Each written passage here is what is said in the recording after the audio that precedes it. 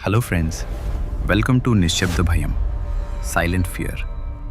ఈ కథ విన్నాక రాత్రి ఒంటరిగా ప్రయాణించాలంటే మీరు రెండుసార్లు ఆలోచిస్తారు. ఈ సంఘటన 2018లో జరిగింది. బెంగళూరు నుంచి నంది హిల్స్కు ఒక సోదరుడు సోదరి కలిసి బయలుదేరారు.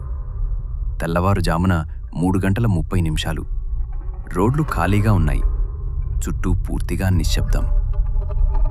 నంది హిల్స్ చేరుకోవడానికి గంట మాత్రమే పడుతుందని గూగుల్ మ్యాప్స్ చూపించింది. కానీ అకస్మాత్తుగా హైవే నుంచి మళ్లించి చిన్న గ్రామాల మధ్య దారిలోకి తీసుకెళ్ళింది.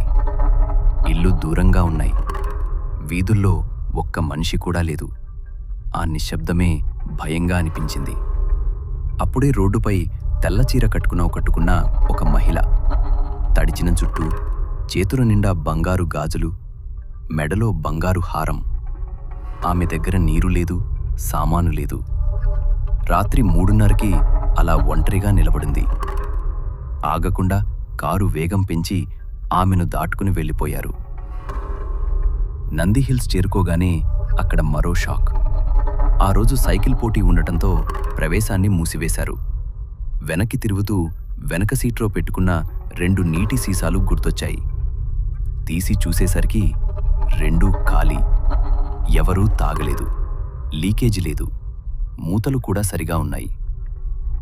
అప్పుడే తెల్లచీర మహిళ గుర్తొచ్చింది. భర్తొచ్చింది.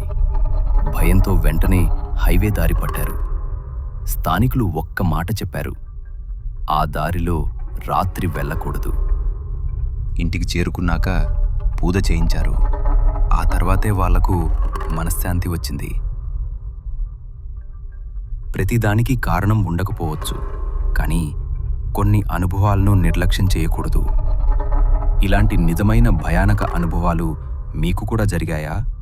మీ కథలను మాతో పంచుకోండి. మేం వాటిని నిశ్శబ్ద భయం, సైలెంట్ ఫియర్లో నెరేట్ చేస్తాం.